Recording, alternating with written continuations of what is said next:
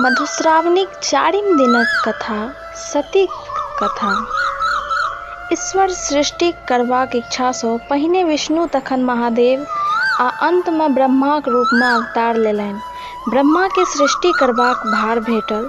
तपस्या बल सँ ओ अपन शरीर सँ देवता आ ऋषि मुनि मुँह सँ शतरूपा नामक स्त्री सहित स्वयं भू मनु दहिना आँखि सँ ऐत्र, कान सँ मारीचि आ दाहिना पाँजर सँ दक्ष प्रजापतिक जन्म देलनि।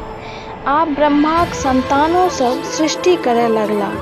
मारीचिक बेटा कश्यप भेला आ अत्रिक पुत्र चंद्रमा। मनु के दूटा बेटा प्रियव्रत आ उत्तानपाद। तीन बेटी आकृति, देवहूति आ प्रसूति भेलखिन।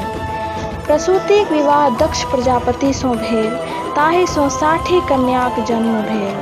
ओहि में 8 कन्याक विवाह धर्म सँ, 11 के रुद्र सँ, 13 कश्यप सँ, 27 टा चंद्रमा सँ आ 1 गोट सती नामक कन्याक विवाह महादेव सँ भेलनि। चंद्रमा अपन स्त्री सब में रोहिणी के सबसँ बेसी मानैत छलखिन, तें बाकी 26 बहिन के हुनकर बहुत डाह होइत छलनि। ओ सब अपन पिता दक्ष के एकर उल्हन देलखिन। दक्ष आसन जमाए चंद्रमा के बुझेबाक चेष्टा केलनि, किंतु ओ निष्फल भेल। दक्ष क्रोध सँ हुनका श्राप दऽ देलनि, अहाँ के क्षय रोग भऽ जायत आ संपूर्ण शरीर गली जायत। चंद्रमाक शरीर दिन दिन गलय लागल। ओ देवता सब सँ गुहार लगौलनि, किंतु कियो हुनकर रक्षा नहि केलनि। अंत में ओ अपन साधु महादेवक शरण में गेलाह। तावत चंद्रमाक देह बहुत गलि गेल छल। किछुए बचल छल, महादेव हुनका अपन कपार पर चढ़ा लेलनि। हुनकर देह गलनाइ बंद भऽ गेल। तखन दक्ष के एकर पता लगलै तऽ ओ दौड़ल महादेव लग गेलाह। हुनका चंद्रमा के अपन माथ सँ उतारी देबऽ लेल कहलखिन। महादेव ई बात अस्वीकार कऽ देलनि। ओ अपन शरणागतक तिरस्कार नहि कऽ सकैत छथि।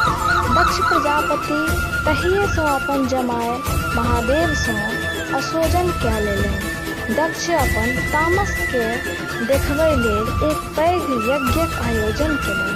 ओहि में सब देवता आ मुनि के नोत देलनि, किंतु महादेव के छोड़ि देलनि। यज्ञ प्रारंभ भेल। लोक सब देखबा लेल उम्हर जाय लगला।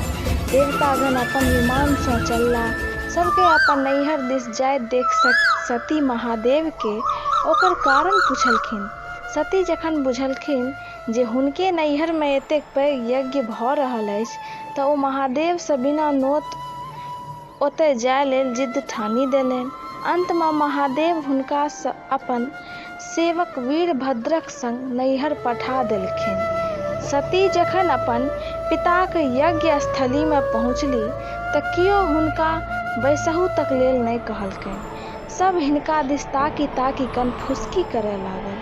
अंत में जखन सती सब देखैत देखैत आ महादेवक निंदा सुनैत सुनैत असहाय भऽ गेलनि, तखन सती धधकैत यज्ञ कुंड में कूदि आत्मदाह कऽ लेलनि। स्वाभाविक छल जे हुनकर संग वीरभद्र ओतय भारी उत्पात मचबय लागल।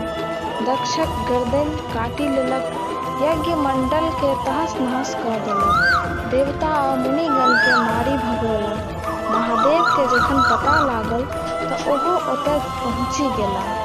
हुनका क्रोध में देखि देवता सब कल जोड़ी क्षमा प्रार्थी भेला। ओ सब कहलखिन जे अहाँ के अपमानित करबाक दंड दक्ष पाबि गेला।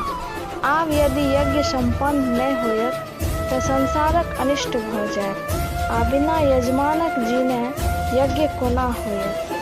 तैं हेतु आब कहुना हुनका जियाउ। अंत में औढ़रदानी महादेव पसीज गेला आ यज्ञ में बान्हल बकरीक मूड़ी काटि दक्षक धड़ पर बैसा देलनि। ओ पुनः जीवित भऽ बौ करय लगला। महादेव के हुनकर नव बोली बड़ प्रिय लागल। तहिए सँ लोक महादेवक पूजाक अंत में बो बो बू करैत छथि। दक्षक यज्ञ समाप्त भेल, किंतु महादेव बताह भऽ गेला। ओ सती के सबके अपन कान पर लेने जतय ततय बौआबय लगला। विष्णु भगवानक ई स्थिति जखन नहि सहल भेलनि तखन ओ अपन चक्र सँ सती के सबके काटि काटि खसबय लगला। सती के संग जतय जतय ओ गेलखिन हुनकर अंग भूमि पर जतय जतय खसल से सब सिद्ध पीठ भऽ गेला। विष्णु महादेव के परामर्श देलखिन जे ओ कठिन तपस्या करथि। सती जखन पुनः जन्म लेती तखन ओ हुनका प्राप्त भऽ जेथिन। महादेव तखन कैलाश छोड़ि हिमालयक घनघोर जंगल में जाय तपस्या में लीन भऽ गेलाह।